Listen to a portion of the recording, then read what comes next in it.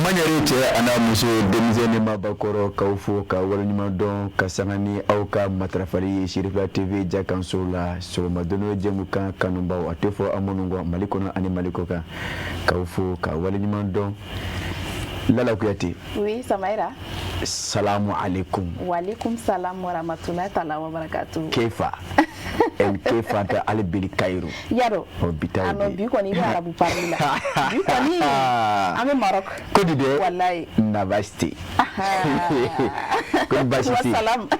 Demadu. Bashi poete yi. Alhamdulillah. C'est Sanogo. Kon basiti la. Ambala fu. Ay wa Samaira Sanogo. Ame la me ba jekulu bela jilin fu. Ukaka. Mali kono fu kata se Mali ko kanama. Tiendo. Ni sanga imana se mama bi sigiga jabarani so Mali koroni o de Sherifa TV. Keren keren ya la so maduno jemukan kanumbaw ambaw fu ka barkada. Ko munu te sansoro juko. Aramade sangu kuma kala imana ke fenfen. Ni kanumbaw te itse ka sebaya soro. Ame kanumbaw fu ko mudu kanuna kanyeshi ama. Ka foni bi so maduno jemukan ali dabo kan. Odo. Lala Kuyate. Iya fo to mena kanumbaw fo len ko fe. Jemukan anado akono. Abenyana maya ya fuma bala chugo mena tene katabla alamsa. Lala Kuyate obe kanu odese obe kanu de yira. Kasangani kanunyo oluka matrafaliye. Madama atefo munungo. Osirati Lala Kuyate. Jemukan karafe juro abiburo. Aywa Samaira Sanogo te basi anya fo anga jemukan dungan koni no anga jemukan faridai odi produisara wi nouveau soleil mugo ka produdu o keren keren ya la tezara bela jilimba li donc afo ko temindo ate flafo mali konnana o usirati ke fesa amtaka Abuja bati fanfe tezara kun folo no moli no amba shuru ka bla ko mi miningu kuma tsaka fo sisa o ni hula sera sa ana fereke ka suguro ni ko la ko furu bebe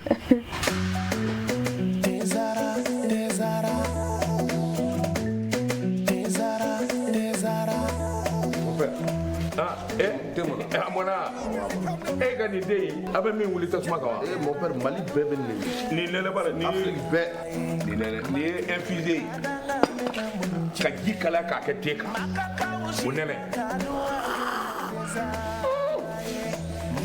Jella mon père Nika ni me ani mo gundo dima te zara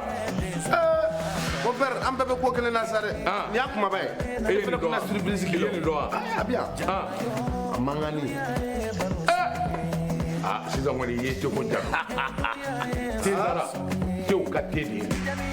abi sambi sababo ni te wala be ni ya gila kura ka segi kana na ka ke ko wa ne ba infusé de mi ha même bien ya kli quoi appelez moi wa je ma on est bien tew ka te la higa so da bole be fele fe ngade Jama jara kadua ke tezara makele ngadanga mena budji e Allah farafideno jara kadua ke tezara makele ngadanga mena mudunchi Allah tezara Lala Kuyate. Ni mafile ni manyina. Ni ye olada ankele nko time. Kasangani fuguru obole dabadala. Kasuraka do jemukan kono. Aywa Samaira na bora tezara la anga clip du jour follow oui Amala Berté Sungalu. O ame Amala Berté ka Sungalu amu nyamada doni kasuraka sigana kuna fun balanda ele kanu mbawe.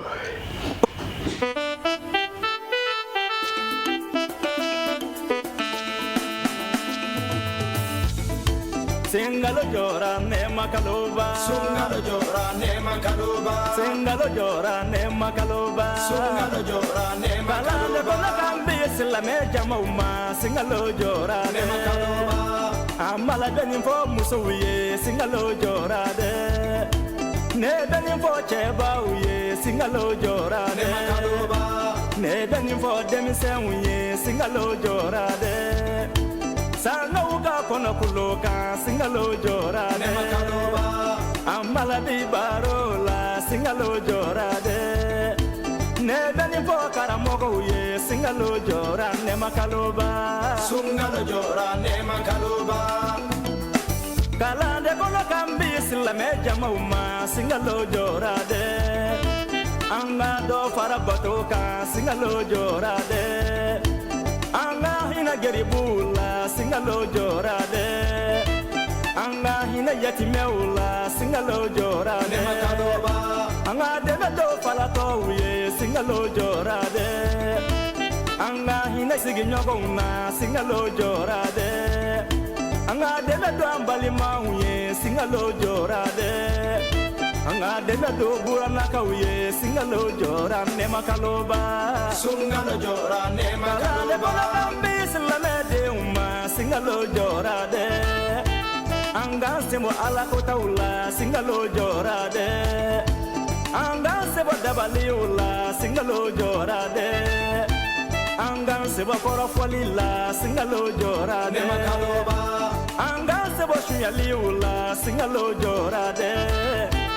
anga sebo namarala singalo jorasa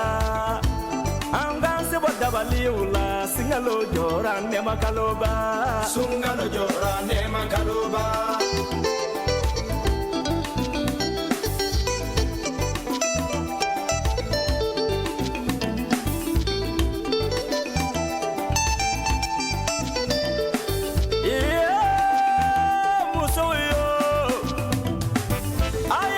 muso wele doni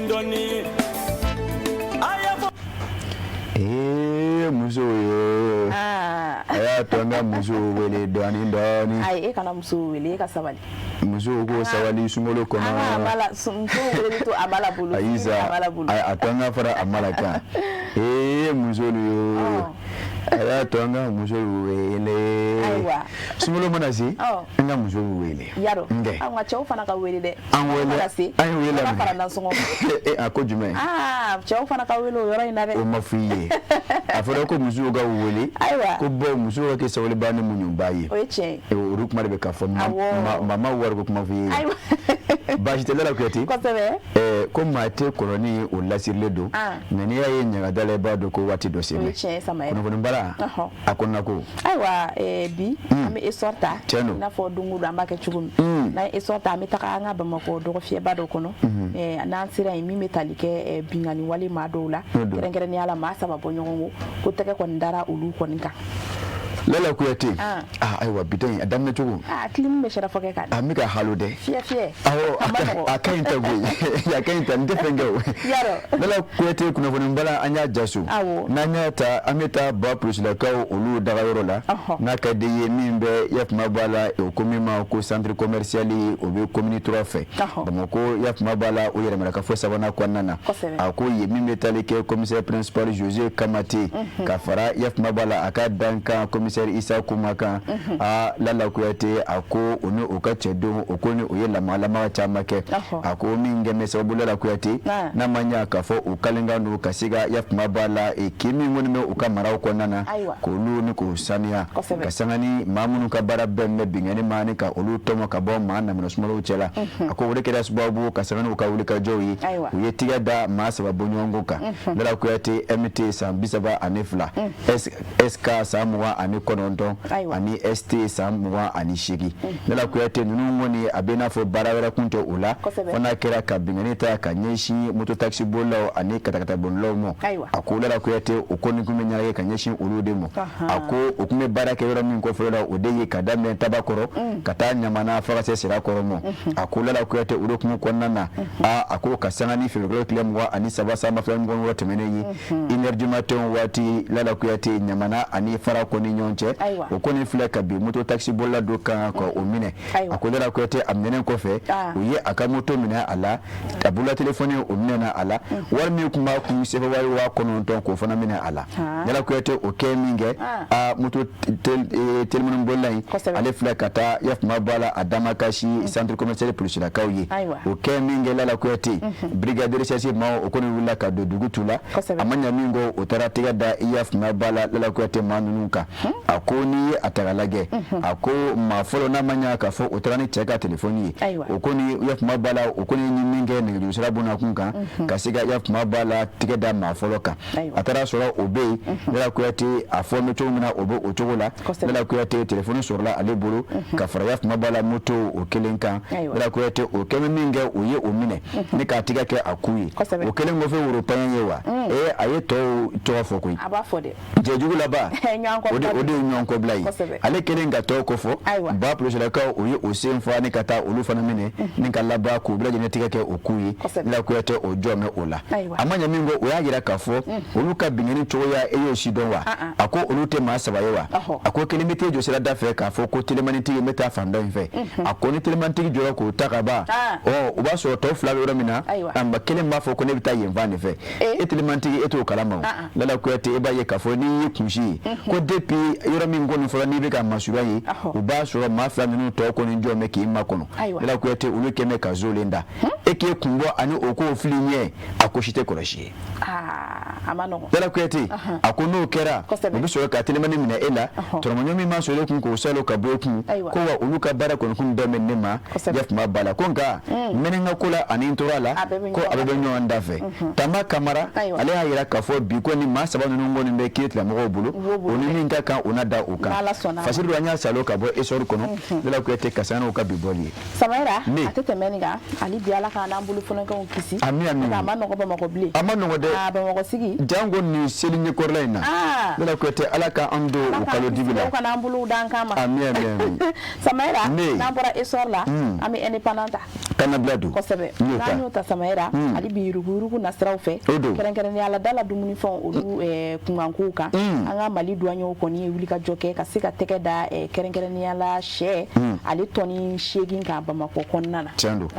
lala ku yete ako ni atagalage ako ninkera ijaf mabala kaduguje marsikalo o kle saba samba fla ani ngono woro temnena ako brigade mobile d'intervention chorni wona o te bemiyewa ako duani ka o fanfe o ko ni lala ku yete o ye jofli wa aburani salimba o chama ako ni atagalage ako ni kamyo berin doyi lala ku yete mi konnana o ko ngene ka ijaf mabala shew madama shewuru dama farle nyonga koke on kake carton kono la kwete carton kemeshege bonyonko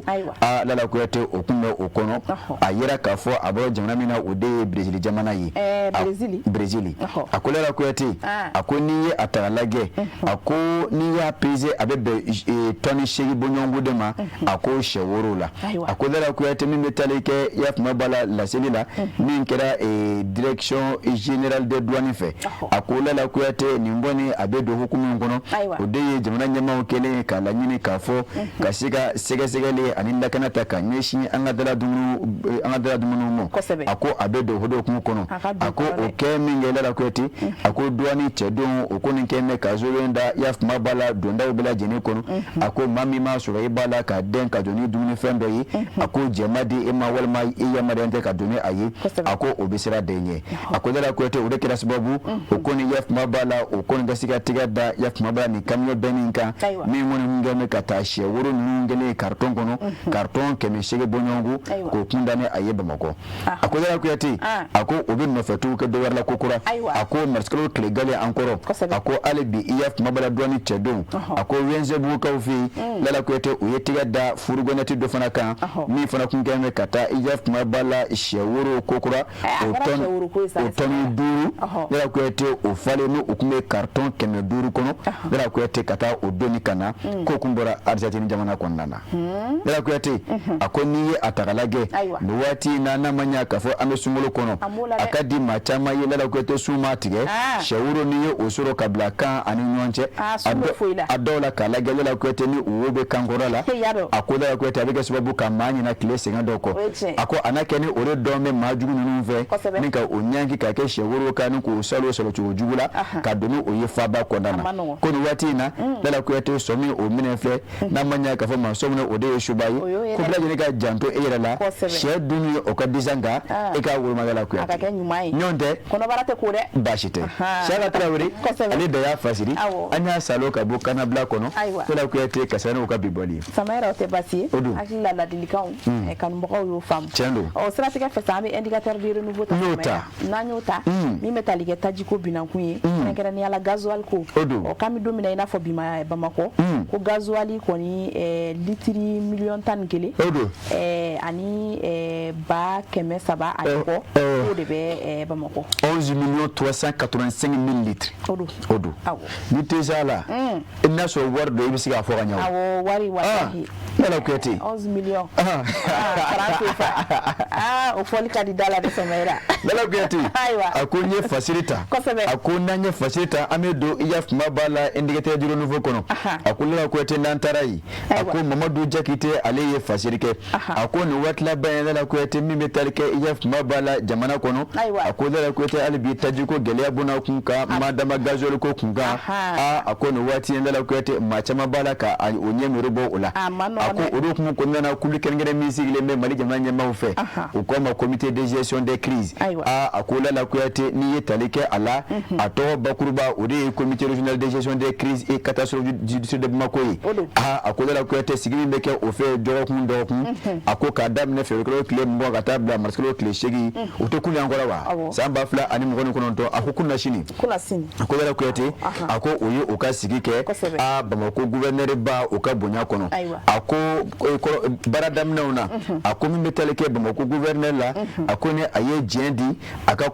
conseiller aux affaires économiques et financièrement de la côté akanye folike yaf mabala sigite mene o hakle na o baula madama la nyini bamu kunkeme kasiga nye folike jamayo ola akola la côté ulu famba buluminga ode albi kasiga feroni dabalu sigi singa mimi sigi sababu kasiga taju ku solo ka do faso malikono madama sanzi ani gazoli akona ntemena oka akola la côté ola sa albi kasiga do fara stock ka mi blankora yela la kuyate kasiga do fara o hake ka jamana kono ako otemene ko fe la kuyate kasiga yaf mabala mauninga o boku no funjugo konana kasanga ni sensibilisation mediatiku yoko o bara fana kunla nyini me ako la kuyate otemene ko fe mi metalike jawara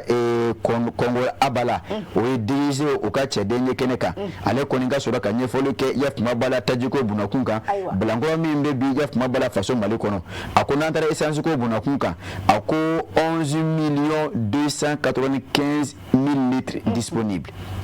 Ok, essence ako a litri million tan kele kanu kunganfe ako odebe ako a litri kele obe firemina ode 775 ye ako la ko do mafara oka odo ako gazolo buna kunganwa ako ni ata kalage minde biblangola ode 11,385,000 litres ako litri million tan anikele ane kunganfe ako ofana litri kele o 725 ye ako do mafara ako duma fara oka ako gaz bitani ako 99,600,000 litres ako odebebi ako ka fara nunu bela jeneka ila ko ete mabesiga fo oka fasili keba ya ila ka fo ko makon mesiga fo jisigi doninde albi kasangani blankoro mimbe ya pawla jamana konnana ako ila ko ete joafia konnana ako albi songo koni ila ko ete ulubu uchugala ako ni ata kalage ako shiratigala okoni ye ni kibara ni kibara nuta ninga lase mauma na manya ka foni wat labaina ngila kwete gazol ko kuma odebe dawla kachaya jango kasiga mawo jigi sige kafo jamana nyama obe ose ani odamara la jango lala kwete ame wati menu osumolo yi jango degu kana siga mashi soro gazol ko buna kunka akaja bada jamana fantana de la jenefe gazol ka soro amakeni nyekumu fasiri keba Mamadou Jakite do anya salo kabo indicateur kono lala kwete kachano ka biboli Samaira sanogo atete meninga amedo ke hali bitaji ko agele ala ka wuli ka bwanga amina ta kuma dola gasoil yere noko ka bido ala manogo sa ba mo déplacement famba ko osiri me gasoil osiri mola o chen ala ka kunyo ni ya tagalage o chen yado aywa Samaira nambara indicateur kono ame nouvelle horizonta na nouvelle horizonta mi metalike anga meto mau o lu ko ni la selike ya ira ka fokusu ngalo barka maina ko yelema ko nduna watila o mi metalike ni watila ba nuna ko funteni ngona lemna sebe korobo ko ma ku jantu yere la la ko yati e ko sana ngado kono ne ku ni jabate memuna ado fara fefe kamata abola di do bo fefe la di ala kanachi jabate ai wa ni be fambe na fefe susu se na fefe ala kanachi ame klebo mona alebe ga do wala ame aye memuna o meto du ngo kanga fefe ka bashite ai wa jabate na de la ko yati fasili flendata ako nouvelle horizon nye dankura ako alpha so ako aye kalamu kala shu dabaji la kanno blake ako lala kuyete mi metalike wati kunanko olu kolonye bolima lala kuyete meteorologie mawo ako okumana de ako niye atagalage ako mabesiga foko yelo lala kuyete mawo ka sigene fyo bokuma ani lafia wati sumulo barola ko yela ko mabesiga foko niyo obanto yewa ako lala kuyete ako nyini ngale tombe ako dogo kun flate mene ko fe mi ngona mama siga foko kile kun gafari ako lala kuyete abena fo kadamine kununa marske kile konondo ako esige otando ne ye wate wera konowa ako meto tigla mogo ya yira kafo lala kuyete kibara dira ofe karido marske kile shigi temene kabeni wade enfant ye ako agence nationale de météorologie Mali météo ako lala kuyete oka kibara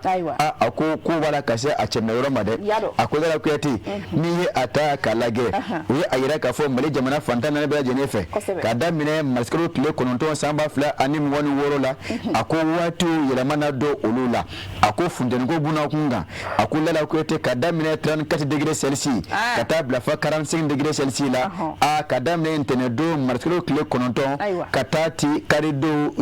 marske kile ta ani duru ako barono to sena funteni kise funteni abike kadam ne bisaba ani nani kata bla binani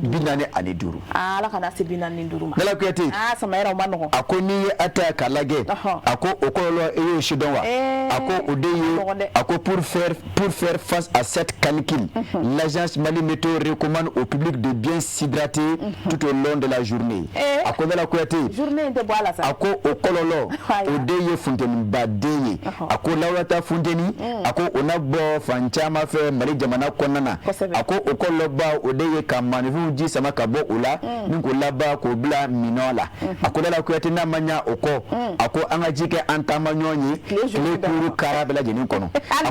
ako nante mina oka ango fini donto anga ulu wulma ako nala ko yatina manya fundeni be ako fini munum be no bisege subabu fundeni akana kolasima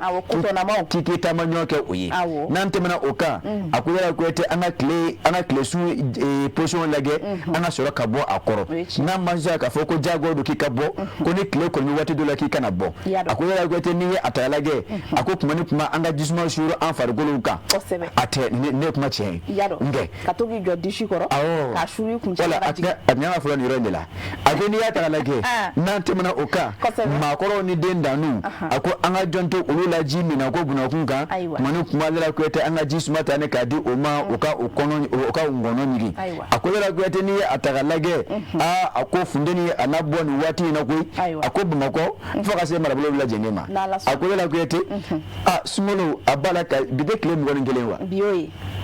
aiwa ninta seto yi ngoni mimi vu ni asete ya asele angana mnengana kenede ma angana mena ko ni ni asele angana ngana obe wolo massa angana obe wolo massa nge ni asele angana ko mne roma nge aya komi meteo ko kanga jimi klebe kono angoni ha sereke so ay ni asele angana ko roma ni jibe sega mi klebe kono chogomi ando mi to ko maka ambo la batu ay andami angona me disma jura nyere ga la gete sawaira ala ka no ya ni asete angana ko roma nyonte kunu kabo muru abu kata jangine bugula akun toro soni ne ga mutu essence nguna boka shuru nyeleka jine de nu kumga taka mai nyekoro akun ngira ngo jisma do ye amano mimi mvuye jela mugu era amedo oke ala ya adam na nyana hera la chugumi akun che tugu nyuma fana ala ko irana islam o maka islam o fanga si halibi asiga akun che hera la ni jela mugu nyiri ko blan kuna aiwa ne mabo tele jabala ka godron soro o jara fian yo ja amano no ngo ni biten damine yewa nyenjo do krefe ke jela mugu nyiri ko lala ko ete ni seringa ze muro buzula o fana jara ima alam nete ngo na shui sanji la ka blan kuna mabula no kuna ja mbeto jali ko kuma kutola neche lala ko ete anga do ke ali biara ga limena dama ala ka to ti meyirana bi claim warning kele yu ko dire ato mancha setigi bulu ala ka to ti meni no ko ya ala ka muzaka no ko no kera fasiri ana anno fetama samaira ka sega bobi kuna funi balango no ami so abdo baba kota nongo wula ko sebe odu nanyo ta samaira amta kati anata ko asangani majugu ko ni keleli ka bwanse ngoro bi binganinkɛla walew ko tɛgɛ dara maa 5 bɔ ɲɔgɔn ko ka kati minnu kɔni kun ka wuli ka jɔ bɛnnen ka taa maaw kɔni ka bitigiw dakari kɛrɛnkɛrɛnnenya la k'u ye téléphone bitigi dɔ dakari kɔsa in na k'o téléphone cɛ fo ka taa se fɛn wɛrɛw ma Lala Kuyate a ko an bɛ taa commissariat de police de Kati Kura min bɛ ni a ɲɛkun a ta mɛn ka di commissaire principal de police Abdoulaye Keita ma a ko maninkakɛ a n'a ka cɛ don Lala Kuyate o kɔni o kɛn bɛ ka kɛ maajugu kala ye a ko min kɛra sababu u ka se ka tigɛ da maa dɔw kan Lala Kuyate i y'a fɔ cogo min na ka sanga ni o talen dɔ ka butigi Dakari a Kati kɔkɔkaw fɛ Lala Kuyate a ko wulikajɔ in kɛra ba polisilakaw fɛ k'a daminɛ marisikalo tile 2 ka taa bila a tile 4 a ko Lala Kuyate fasirikɛba kodi a ko a tɔgɔ Yusufu Konate ale de ye karamukala su dabaji la ka nobila kɛ e ni ne ta o de ye a ye min sɛbɛn an ka o tɔmɔ ye a ko Lala Kuyate min bɛ taali kɛ maa 5 bɔ ɲɔgɔn la a ko siganamaw don a ko wele kɔni bilala olu mu Lala Kuyate bawo siga kɛmɛ o la k'a fɔ o kɔni taa bɛ maa dɔw ka butigi kɔnɔfɛn kɛ kɛnɛmafɛn ye Lala Kuyate ka ni kunnafoniyaw dilen ye ba polisilakaw fɛ a ko n'i ye a ta ka lajɛ brigade de recherche Lala Kuyate a ko damakasikan dɔ de taara di o ma ka bɛn ni février tile 28 tɛmɛnen ye min y'a jira k'a fɔ o taa bɛ bi ale ka butigi kan k'a dakari a ko butigi ninnu téléphone ni masimafɛnw de bɛ feere a kɔnɔ a ko Lala Kuyate n'i ye a ta ka lajɛ a ko a y'a jira k'a fɔ ale ka téléphone minnu tunun bɛ a ko iPhone 10 bɔ ɲɔgɔn ko Lala Kuyate ka fara tablette iPad o 6 kan Lala Kuyate ani i y'a fɔ la disque juru a ko Lala Kuyate olu caman suɲɛna a ko o kuma fɔ polisilakaw ye u ka ni ani u ka brigade de recherche maaw bila baara la sima kɔrɔsi ye a ko marisilo tile 2 a ko maa siganama gale wele bila o ma o tɔgɔ o de ye AF ye san 27 Lala Kuyate siga kɛra a la o kɛ min kɛ a welelen min kana ɲininkali busamanin ta k'a gan a la ala bana k'a yɛrɛ k'a fɔ ko jɔnbɔ la ko cɛno Lala Kuyate a kelen k'o dɔn Lala Kuyate o taara a dagayɔrɔ la Lala Kuyate yafuma bala ka taa yafuma bala ɲinini kɔni ta ka ɲɛsin a dagayɔrɔ ma o min kɛra sababu o kɔni ka se ka yafuma bala hali bi fɛn dɔw sɔrɔ a nɔ na wa ale y'a jira k'a fɔ min kun b'ale bolo ale y'o caman feere Lala Kuyate marisikalo tile 3 o labɛnna ka wele bila maa 2nan ma o de ye AB ye san 24 o kɛra min kɛ o dugujɛ ko kura o taara o dagayɔrɔ la Lala Kuyate Kati kɔkɔ o taara sɔrɔ tablette iPad o dɔ fana bɛ yen n'a ma ɲɛ k'a fɔ tablette fana o siyɛn o kuma bɛ sen na o ye o minɛ o kɛra min kɛ o tora ni ɲinini ye ko kura o de kɛra sababu o kana tɛgɛ da maa 4nan kan o de ye OC ye san 23 ani MF maa 4nan san 26 maa 5nan AB san 30 ninnu bɛɛ lajɛlen minɛni a ye mɛn k'a fɔ Lala Kuyate tiɲɛ don a ko téléphone dɔw kɔni kun bɛ o bolo malaba in yɛrɛ a ko iPhone 14 a ko o 2 minɛna ale bolo a ko maa 5 bɔ ɲɔgɔn ko wele kɔni bila o ma polisilakaw fɛ ka ti commissariat kɔnɔ ni ka laban k'olu dɔ ka taa ni o ye yafuma bala kiiritigɛlamɔgɔw yɔrɔ o tigɛ kolon kɔfɛ k'u ye k'o kɛ woro paɲɛ ye k'o sɛnsɛn ka taa kiiritigɛlamɔgɔw ɲɛkɔrɔ jango o ni min ka kan o na da o kan jango olu na tuma tɔw ni k'u ladi fasiri don Yusufu Konate Mori Lala Kuyate ale de y'a fasiri an y'a salo ka bɔ min kɔnɔ o de ye soir de Bamako ka sanga ni o ka bi bɔli ye e bonya b'a la Samara ne iPhone kurantigiw fɛn tɛ n bolo fɔlɔ dɛ an t'u sɛgɛsɛgɛ nin waati in na min bɛ ne bolo o ye Tecno Spark 20 o marque kɔrɔba don Spark 20 kelen de bɛ n yɛrɛ bolo mais ale fana ta ka ɲi ni ta ye dɛ Camon 20 kelen de bɛ n yɛrɛ bolo Samara ne ta ka ɲi ni e ta ye parce que ne ta ye Spark 20 nka iPhone kurantigiw mana kɛ jama in na an ka kɔn ka sɛgɛsɛgɛliw ninnu don ne kɔni ta ne ta ye Spark ye dɛ wa pro yɛrɛ tɛ ko simple don Samara ka dugawu kɛ ala ka maa minnu ka bitigiw dakari la k'u garizigɛ don u ka jagofɛnw na amina yɛrɛ maajugu ninnu fana o ni min ka kan u na sɛbɛkɔrɔ daw ka ye tiɲɛ n'ala sɔnna Lala Kuyate o b'a to an ka sɛgɛnnafiɲɛbɔ dɔɔni kɛ n'a ma ɲɛ k'a fɔ o ka fisa yafuma bala ma kɔnɔjɛni manimana bɛlɛ ye o de b'a to an k'o kɛ te kun filanan k'o lajɛ n'o m'o mɛn ka sɔrɔ ka madame k'o bila kɛrɛfɛ Aminata Tarawele an bɛ ɲɔgɔn sɔrɔ k'ale bisimila baasi tɛ les plats de chez nous kan awɔ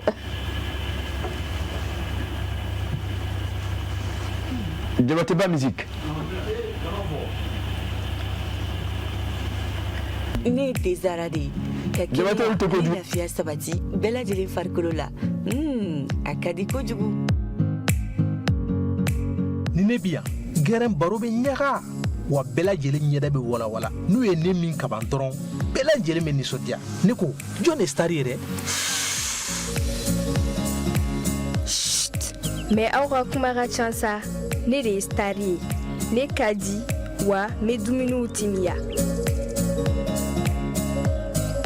ne de ye lɛzara ye ne ka di denmisɛnninw ye wa mɔgɔkɔrɔbaw kɛrɛbɛ tɛ k'aw to ne mini na a b'aw kolo sigi k'aw mɔdiya o de y'a to ne ka di denmisɛnninw ye kosɛbɛ aw yɛrɛ fɛ jumɛn de ka di ani jumɛn de bɛ n'an cɛɲa ne de don tomate concentré zara ne kelen pe dɔrɔn awɔ nka an bɛɛ de sari n'aw ko dumuni sanuman caman a ye tobilikow la sanbalaɲɔgɔn sugandi n'o ye zara ka dumunifɛnw ye a bɛ sɔrɔ mali feereyɔrɔ bɛɛ zara ye nouveau soleil sarl ka produit dilannenw ye ni cɛ awɔ sɛgɛsi babi i y'a fɔ cogo min na bi ye tarata ye bi y'o ye dɛ madame Keta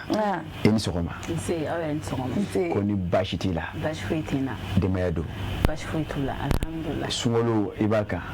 sunkalo an b'a kan alhamdulillah an b'a kan dɔɔni dɔɔni ala kana baasi k'an na amina rabi k'a tɔ kuncɛko ɲuman k'o nɔgɔya amina rabi o la bi ye tarata ye bi ye tarata ye n'o sera an ka dala dumuniw donnen bala les plats de chez nous wallahi o rubrique kɛrɛnkɛrɛnnenw bɛ tɛmɛ jɛmukan fɛ kosɛbɛ o la n'a ma ɲa a b'o cogo la bamananko kɔnɔ ne ka pan a tigi bolo o ye tiɲɛ dɛ i bisimila nse kɔrɔ baasi t'aw la an b'a fɔ an filɛli jamaw bɛɛ k'u bɛɛ lajɛlen ni sɔgɔma k'ala ka tile yɛrɛ d'an ma ka garisigɛw foni tama tama ka sunkalo timɛko ɲuman d'an ma ayiwa bi min b'an bolo an b'a ye mɔgɔw bɛ sɛ kuturu bɛ yen sɛ woro bɛ yen donc bi an ye sɛ kama de ta an bɛ n'o labara sɛ kama awɔ sɛ kama donc an ye min sɔrɔ o la aw ni an ka jago filɛ ɲɔgɔn fɛ jërëjëf filɛbagaw aw bɛɛ lajɛlen ni ɲɔgɔn aw sigiyɔrɔ la a ka rubrique mandi de don bi an bɛ golfu la an sera an ka musoba dɔ ma an bɛna kuma d'a ma a yɛrɛ bɛna a représenter ne ba i ni sɔgɔma nse a ni sɔgɔma i bɛ se k'i tɔgɔ n'i jamu fɔ an filɛbagaw ye ne tɔgɔ madame Togo Salimata Wologem. Je suis promotrice de l'entreprise Idena Prestation et également membre de l'association des chefs maliens pour la promotion de l'art culinaire malien. Machallah. Bi ne ala sɔnna ma an bɛna croque L de kɛ ka yira aw la. Croque L. Oui. Exactement. A bamanankan to dun kan. An bɛna sɛ kama de bayɛlɛma an bɛna sɛ kama de dilan. Sɛ kama. Exactement. Ah mais ne m'a fɔ ye ko kodumanw bɛ yɔrɔ o yɔrɔ anw bɛ yan ayiwa aw ni ni an ka jɛ k'o filɛ ɲɔgɔn fɛ. Comme son nom l'indique an mago bɛ jɔ L la n'o ye sɛ kama ye. Voilà donc o ye élément principal ye n'an b'a fɔ o ma ingrédient principal n'an bɔra o la épices cuisine na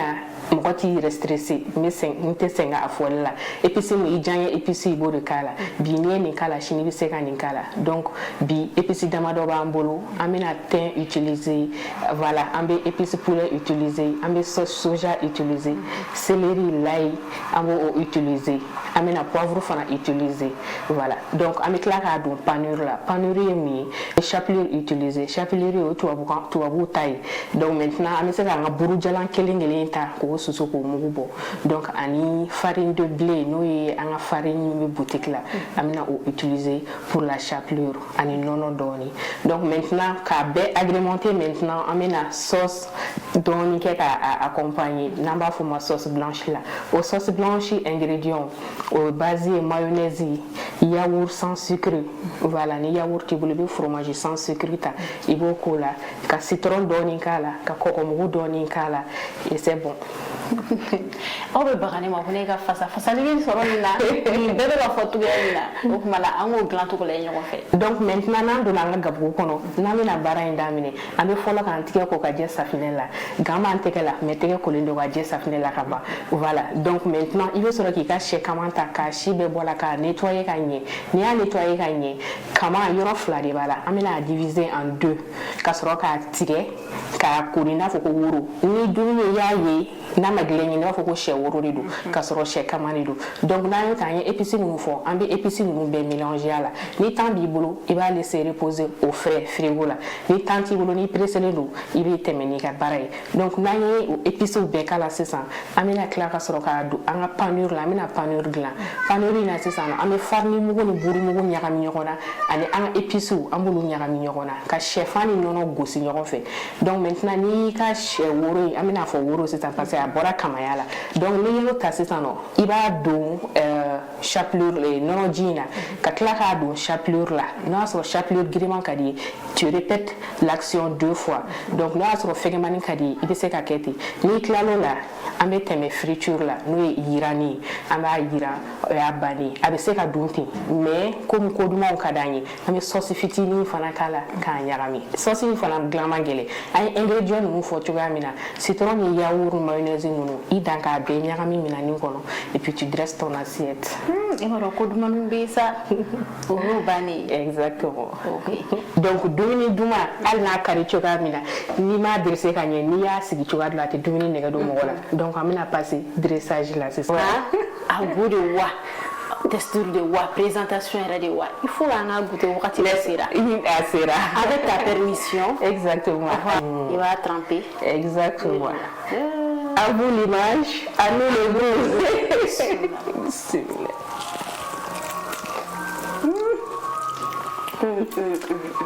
mina le ni kɔgɔ de y'a bɔ n'est-ce pas fo ŋa goûter k'a fɔ ɲɛna a bɛ cogo min na a diyara de merci bien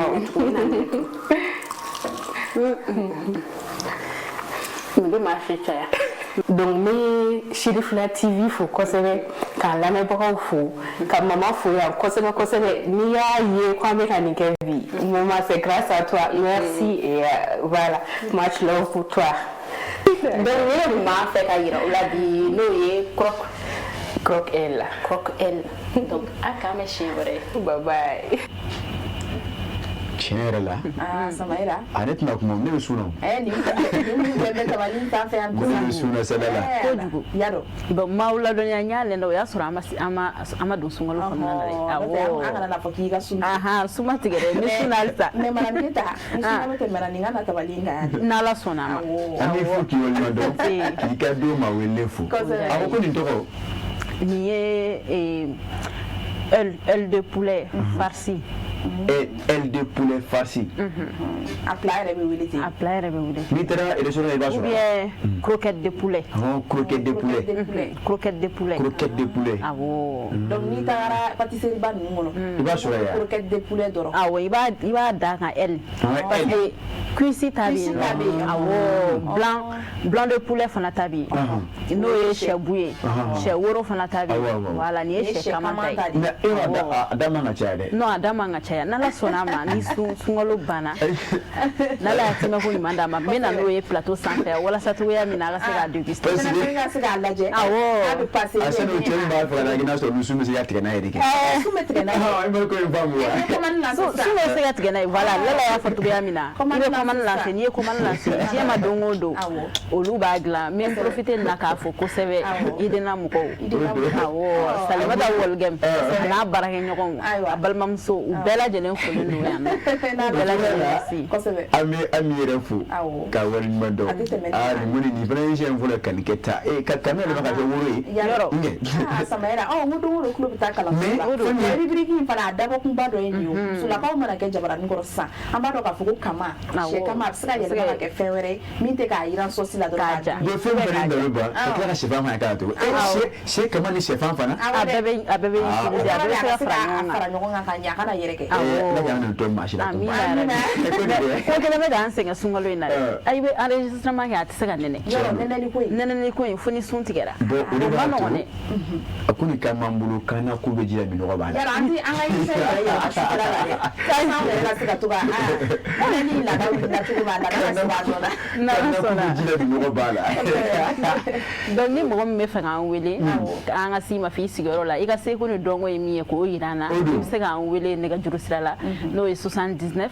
63 39 59 n bɛ segin a kan 79 63 39 59 sunkalo ko t'anw ta la i mana an wele kuma bɛɛ wagati o wagati an bɛ s'i ma yɔrɔ jan t'a la yɔrɔ surunya t'a la Chérifula TV de don an bɛ s'i ma n'i ko k'i cɛ ka ɲi ni dugu jɛra i bɛ ye n'Ala sɔnna o la an bɛ madame Keta yɛrɛ fo a madame Keta kɔrɔfɔ kuncɛ kɔrɔfɔ n b'a fɔ an balimamusow ɲɛna ko u ni sɛgɛn sunkalo baara ma nɔgɔn mɔni tobi o tasuma funteni o f'i ka kɛ maa jɔlen ye ani nisɔndiya ka k'i la i ka se ka nin baara kɛ donc an balimakɛ minnu fana bɛ yen nɔ ni kɔgɔ cayara la ou bien sukaro ni bɔra la a ka faamuya ko fili de don sinon ni sunkalo t'a tɛ e tɛ se k'a nɛnɛ donc i bɛ kunfɛ ko de la gabuguda la voilà ani k'u ka dɔɔni fara a musakaw kan o b'a ja kosɛbɛ parce que jus bɛ dilan ni fɛnmisɛnnin ninnu filɛ nin ye bien vrai k'a dundala ka di mais il faut k'i ka musaka de bɔ k'o fara surafana principal yɛrɛ kan k'o fara jus kan mɔniw fana bɛ yen mais Samara ko k'an balimakɛw ma u bɛ jɔyɔrɔ min na jɔyɔrɔba de don an b'u fo k'u fo yan k'u fo k'u waleɲuman dɔn mais hali n'a kɛra 200 n'i y'o fara kan o don yɛrɛ e bɛna dɔn o don tobili ani don tɔw tobili kelen tɛ. Madame Guetta waati banna koyi.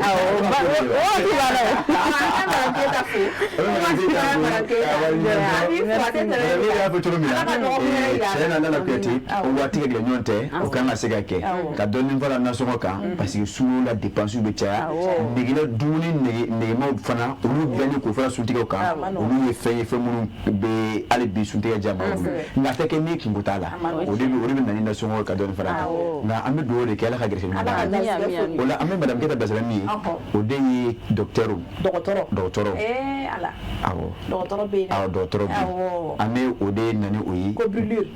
jeli ni Madame Guetta n'a ma pressé a bɛ se ka se ka lajɛ awɔ brûlure don parce que yɔrɔ j'ai préféré parce que a bɛ ka kuma min kan muso minnu bɛ tobili kɛ a bɛ ka kuma kan denmisɛnninw b'u k'o kɛrɛfɛ donc a bɛ ka kuma o de kan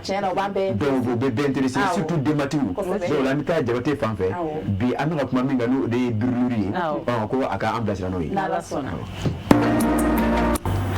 foli ani waleɲuman dɔn bɛ ka taa aw bɛɛ lajɛlen ma Mali kɔnɔ ani Mali kɔ kan aw minnu matarafalen don Cherifila Jabaramuso la sanga ani wagati aw bisimila ko kura dɔgɔtɔrɔw ko jamukan kɛnɛ kan jamukan min sigikun ye ka aw kunnafoni ani ka aw la faamuya waleyaw la waleya minnu ni an k'u matarafa a ka ca la an bɛ an ka sun don ka sɔrɔ a ma kɛ ni kɔlɔlɔ ye an ka kɛnɛyaw ma ka sanga ni sunkalo lahɔrɔmakalo ye a bɛ o sira kan bi jamukan bɛ tali kɛ fɛn min kan o de ye brûlure n'o ye jenini ye o bɛ se ka jeni ni tasuma ye o bɛ se ka jeni ni jikalan ye o bɛ se ka jeni ni kuran fɛnɛ ye wali kelen sɛgɛkata ani asidi n'a ɲɔgɔnnaw nin bɛɛ bɛ se ka kɛ sababu ye ni ka kɔlɔlɔ lase adamaden ma o jenini dama ka kan denmisɛnnin ani mɔgɔkɔrɔba bɛɛ lajɛlen na ka d'a kan a bɛ se ka bɛɛ sɔrɔ an bɛ wagati min na sunkalo waati a ka kan an k'an janto denmisɛnninw na gabugudaw la a ka kan an ka denmisɛnninw yɔrɔ ma janya ka bɔ fɛn kalamaw na bari u bɛ se ka talo ni fɛn kalama ninnu na ni ka kɛ kasara ye a bɛ se ka ŋunuma ka kuranfili bɔgɔti ka jɔ a da la o bɛɛ bɛ se ka kɛ sababu ye ka na ni jenini ye den na jenini kɔlɔlɔ ka bon kosɛbɛ jenini kɔlɔlɔ fɔlɔ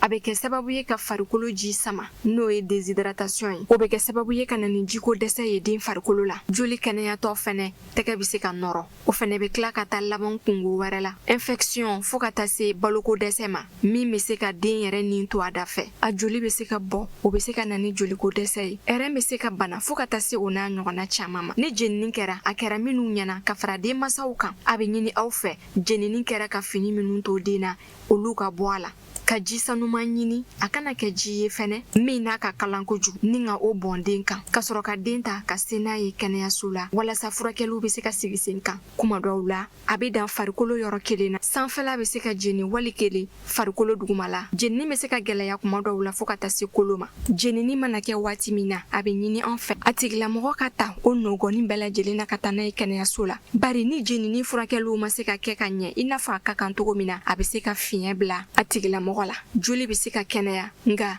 a bɛ kɛnɛya ni lɔnjura ye o lɔnjura sirilen don yɔrɔ min jenina misaliyala ni denmisɛnnin kan jenina ni panseman ma kɛ ka ɲɛ i bɛ taa sɔrɔ a mɔgɔ caman bɛ yen nɔ jurunin b'u kan kɔrɔ kan bɛ jɛngɛ ka d'a kan furakɛli kɛtɔ waleya dɔw bɛ yen nɔ minnu tun kan ka kɛ n'o bɛɛ lajɛlen ma se ka kɛ a kɛcogo la o bɛ kɛ sababu ye ka biridi créer n'a bɛ fɔ o ma jurunin bolo bɛ se ka jeni ka taa kamankun na fo ka jigin a y'aw janto tasuma fɛn kalamaw kuran asidi fo ka taa se sɛgɛkata n'a ɲɔgɔnnaw ma fɛn kalamaw o bɛ se ka dankari kɛ an ka kɛnɛya la banabagatɔ kan ka na dɔgɔtɔrɔso la teliyala walasa a dɔnbagaw k'a furakɛ kɔlɔlɔ kana se k'a tigi sɔrɔ ni jenini kɛra mɔgɔw b'a ye ko golo dɔrɔn ni jenina nga a ka jugu ka tɛmɛ u bɛɛ lajɛlen kan ka ɲini bɛɛ lajɛlen fɛ bɛɛ k'i janto yɛrɛ la i k'i janto i den na hakili la ne ni aw an bɛɛ lajɛlen ye faamuyali ko ɲuman sɔrɔ bi kunnafoniyaw la aw ni ce aw ka ɲɛmadali la a k'an bɛn siɲɛ wɛrɛ ni babusen wɛrɛ ye ni aw mago bɛ Madame Geda, Bella Kuyati. Ayda buraka jawla ge. Amunu ye muso ye. Ni be aw de avec ma odeka. Aw be mu fo nu ko yinka. Ni Samaira atete meninga. Ni ba to ka fo kan kan an janto ayere la kosebe. Kan janto denmisɛnninw fana la gabuguda la. Barka da ka dɔgɔtɔrɔ yɛrɛ a fɔ cogo min jinni kɛra a bɛ kɛ maaw ɲɛna kuma dɔ la ko farikolo dɔrɔn don nka a bɛ se a tigi yɔrɔ min Ala de b'a dɔn. Vraiment ni ye ni image ninnu yɛrɛ ye a b'i mɔgɔ yɛrɛ farigan si cɛ quoi. Vraiment ka ye ni denmisɛnnin fitinin ninnu u jeninen don ka se fo nin degré la vraiment a bɛ mɔgɔ sɛgɛn. Donc nin b'a to denbaw ni kɔni bɛ denbaw de wele bɛɛ lajɛlen k'i janto i ka gabuguda la ka denmisɛnninw mabɔ tasuma na k'u mabɔ tulu kalama na fɛn kalama fan o fan k'u mabɔ o la yaasa u ka se ka kisi cogo min na. Madame Keita. Ni ye éveil de conscience de an musolakaw yɔrɔ parce que i mana kɛ tobili la togo o togo ni den b'i bolo kɛrɛ bɛɛ kɛ a kɛra kalama ye a kɛra sumalen i k'a ma bɔ i la parce que denmisɛnnin de don ale t'a dɔn e b'a gɛn a bɛ segin ka na i b'a gɛn a bɛ segin ka na donc n'i ye kulonkɛminɛnw bɛ yen i bɛ se ka kulonkɛminɛnw bila den kɔrɔ ou bien i bɛ se ka occuper togo wɛrɛ la telew bɛ yen mais tele ninnu fɛngɛ ninnu i b'a ye ni dɔw fɛngɛna i bɛ se k'a bila wakulɔni na wakulɔni min bɛ se ka dɔnniya d'a ma donc o bɛ den yɛrɛ attirer ka taa dɔnniya ma e b'i ka baara kɛ ne yɛrɛ b'a ɲɔgɔnna caman ye parce que ni minnu taara n'i ko ko den b'i bolo an b'a ta den yɛrɛ de ka dabada ma quoi donc anw yɛrɛ tɛ donc ni den ko na den minnu mana ka na ou bien a tagamara ka na m'a f'i ɲɛna den ta fɔlɔ parce que n'i ye den ta i k'ale ta ɲɛnabɔ n'i ye tilala ale ta la anw bɛ sɔrɔ ka bɛn n'an ta ye walasa nin n'a ɲɔgɔnna ninnu olu kana se ka kɛ bon n bɛ a fɔ an falakaw fana ye ni musow fana bɛ tobili la n'i bɛ so kɔnɔ ka den ta kosɛbɛ o ka fisa ni kun y'a dɔn ye parce que e tɛ fɛn na ou bien i sigilen ou bien i b'i reposer den minɛ i ka taa n'a ye furu ye ɲɔgɔn dafa de n'ale bɛ tobili la ale bɛ dɔ de la donc e kana kɛ k'e bɛ so kɔnɔna na den fana bɛ tantɔ n'a sera nin degré ma a kɛra aw fila bɛɛ de la parce que aw fila bɛɛ de bɛ na ɲani a ko la donc n b'o welewelekan da kɛ ka lase denfaw ma denmansaw ma ani anw yɛrɛ ma a dama ka kan musolakaw ye cogoya min na cɛlakaw fana k'u jɔyɔrɔ fili awɔ ko dɔgɔtɔrɔ ni cɛ ni fɛngɛ ninnu na a kɔni a bɛ mɔgɔ farigan mais réalité de do ka bila fana diɛma la a bɛ mun kɛ surtout a yɛrɛ y'a fɔ a ka kuma na ko sunkalo kɔnɔna na donc ko a bɛ kanu an balakaw ka janto denmisɛnninw na parce que voilà i ferekelen don i bɛ suguri kagoti walima suntigɛ kan surafana balo bɛ sen na i b'a kangalikaba sigilen don bon denmisɛnnin minnu ma kurani ale t'o dɔn walima a taama kurani a bɛna dɔrɔn a bɛ se ka na a sama ka bɔ yɛrɛ kan donc ni ma kɛ ma hakilima ka janto a la a cɛ ni barika bɛ bonya wa yɔrɔ dɔ fana fɔ i b'a ye an ka ni jenini kɛra an bɛ a fɔ an ka boli ka pati k'a la an ka boli ka ji k'a la ou bien an ka boli ka bɔgɔnɔni k'a la ne fɛ i ka n'a kɛra yɔrɔnin min na ni dɔgɔtɔrɔso ka surun i la i ka boli ka se ni den yen nɔ olu bɛ se ka prise en charge k'a la cogoya min na walasa a kana se ni a kana infecté a kana se nin yɔrɔ min ma dɔgɔtɔrɔ fana mana conseil min di a k'o labato parce que denmisɛnninw de don dɔgɔtɔrɔ y'a bɛɛ fɔ n'a kɛra cogoya min na n'a infecté a bɛna kɛ kɔlɔlɔba de ye aw fana ma a ka ɲɛnamaya kɔnɔ Bella Kuyate o b'a to an ka taa bijuru filanan an ka taa n'o ye ka sɔrɔ ka kunnafoni datugu bɛ kɛ awɔ min bɛ tali kɛ Basiru Tarawele la ko tunga ale de y'an ka bi artiste filanan ye an b'ale ka nɔbila ɲɛmada ka sɔrɔ ka segin ka na jɛmukan datugu Soulja Music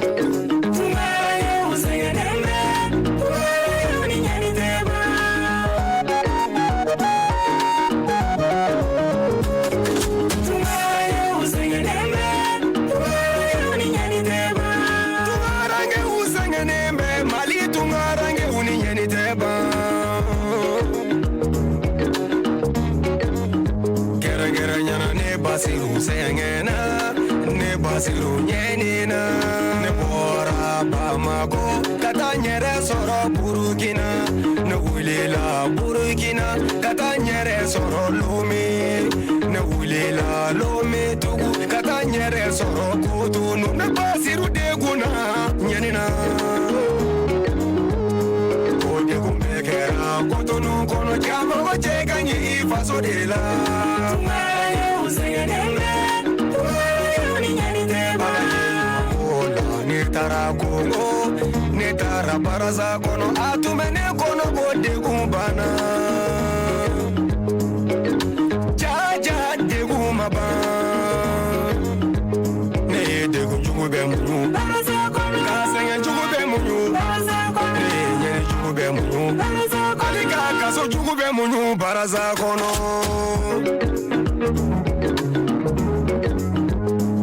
Soro basiru ye sigiri dala ye ne tumbe sigiri da uye kutuba be yele basiru kan kone kana sigiri da ya bi ko mina o te chie hasbunallah wa ni'mal wakil ne jigi ala ye ne wasabi bana e gunju bana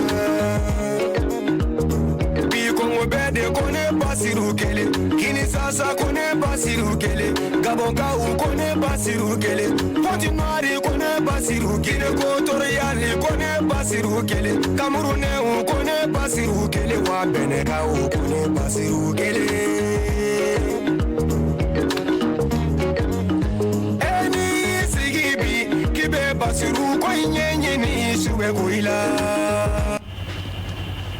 Abanadea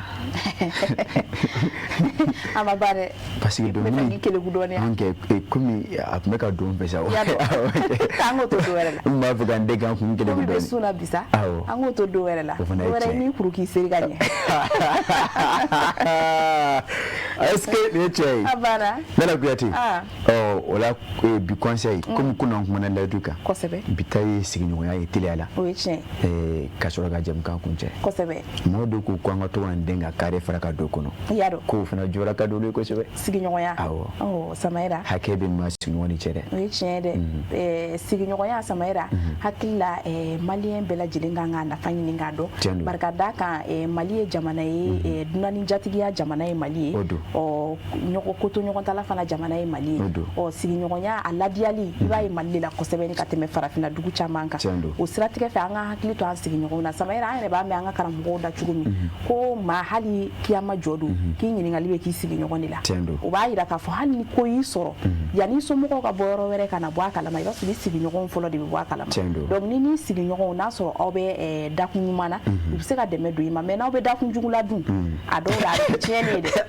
bena tuga sokono donc anga na ala deli ola anga hakili to an siginyoya na jama me sunga lu kalu barka mai mere mina sani ika abo i yere dakuno katana e dawere koro i hakili to siginyoya na ko ni ika kale da ika sokono bakoro nyena o de kai ka teme kungo kono sineni nyeka donc anga hakili to an siginyoya na ka siginyoya gasifa na sigiko ni te be ema era bado tigitigi ni te be ema donc kana ke mugo were la amne i yere ma donc anga hakili to an siginyoya ala ka anga siginyoya oja ala ka anga siginyoya mawo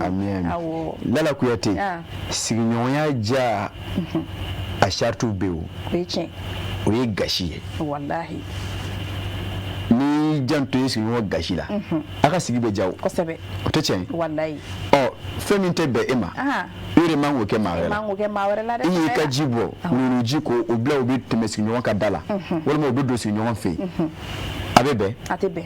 shumana ko edebe claim mangala siginyoya be kerefe amanogo abebe atebe ebi radio da yela ko bla mangambala siginyoya kerefe la te se ga sunugo dugu klafe abebe amanogo donc ko bela jeni gashidi kosebe ni siginyoya gashido mo ni siginyoya ye nyo gesele nyo fale wallahi ngana o ye nanya na lai la da kuriya kile ka fo siginyoya ja o ye gashidi wallahi gasidi bala kuyati begi sigoro do sigi gaja tiando o ba to mfrangi fo ke walmado kaso kuma de mako krotu jemu ka nga bla ya ai wasamaira ame jemu ka ko ni sunsuri yambi o nga sananga ko ko mo ko la mi wolin mondo fuli kura kura ya kanyeshi uma fe musigire no jabara no so sherif la tele koroni wakatina kasera nga jemu ka mambayin so ma dunu nyi madam fuku barka ka fo ni ngera anseko ya ansera ka mun fara nga tele ala kana onyema o ira ula so ma daina on ala ma basikana na sini fana irana 10h15 katabla 11h15 la uluni au aminyo ko soro ni kenekele ngani watikele awo ngala kuyati o ba to ya fo tugo mina ame an kanu ba chema ni musuma bela jenefu mali kona ani mali koka ngala kuyati ni k'i ɲiw da i laban i b'i jugu i b'olu caya o la dakura kelen ka bɛɛ lajɛlen fo ka bɛɛ waleɲuman dɔn o ka ɲɛmadala la jɛmukan in fɛ min ni a bɛ bɔ ka yira u la Sherifa TV sanfɛ o fana b'a to an b'an ka ɲɛmaaw fo an ka ɲɛmaaba directeur général Ousmane Sokore El Hadji Ousmane Sokore Buloso Mugu la ka fara Yafuma b'a la an ka service commercial maaw bɛɛ lajɛlen kan la Kuyate maa bɛ fo yɛrɛ ye ci kɛ ɲuman na n'an bɔra yen an bɛ na anw fɛ yan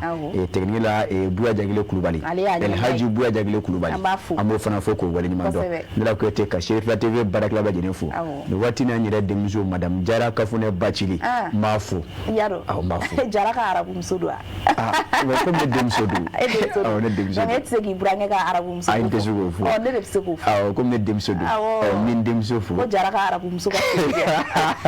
ka bɛɛ lajɛlen fo Mali kɔnɔ ani Mali kɔ kan maa dama minnu musique mɛ ka ɲɛma da Sherifa TV fɛ nin waati in na wala ko Kuyate ma basi kɛ sigi bɛ ka nin ka bɛn ni su kɔrɔla dɔɔni sini 10h 11h ne ni e an bɛ ɲɔgɔn sɔrɔ yan ni ka kura ni ka o danganamaya Ala ka tile hɛrɛ tɔ caya Ala ka tile hɛrɛ tɔ suru an kan ne la Kuyate an b'a fɔ assalamu alaikum wa alaikum salam baasi tɛ ne ye Tezara de ye ka kɛnɛya ani lafiya sabati bɛɛ lajɛlen farikolo la a ka di kojugu ni ne bi yan gɛrɛn baro bɛ ɲaga wa bɛɛ lajɛlen ɲɛda bɛ walawala n'u ye ne min kaban dɔrɔn bɛɛ lajɛlen bɛ nisɔndiya ne ko jɔn ye star ye dɛ mais aw ka kuma ka ca sa ne de ye star ye ne ka di wa n bɛ dumuniw timiya ne de ye lɛzara ye ne ka di denmisɛnninw ye wa mɔgɔkɔrɔbaw kɛrɛbɛ tɛ k'aw to ne mini na a b'aw kolo sigi k'aw mɔdiya o de y'a to ne ka di denmisɛnninw ye kosɛbɛ aw yɛrɛ fɛ jumɛn de ka di ani jumɛn de bɛ n'an cɛɲa ne de don tomate concentré Zara ne kelen pe dɔrɔn awɔ nka an bɛɛ de ye star n'aw ko dumuni sanuman caman a ye tobilikow la sanbalaɲɔgɔn sugandi n'o ye Zara ka dumunifɛnw ye a bɛ sɔrɔ Mali feereyɔrɔ bɛɛ Zara ye Nouveau Soleil SARL ka produit dilannenw ye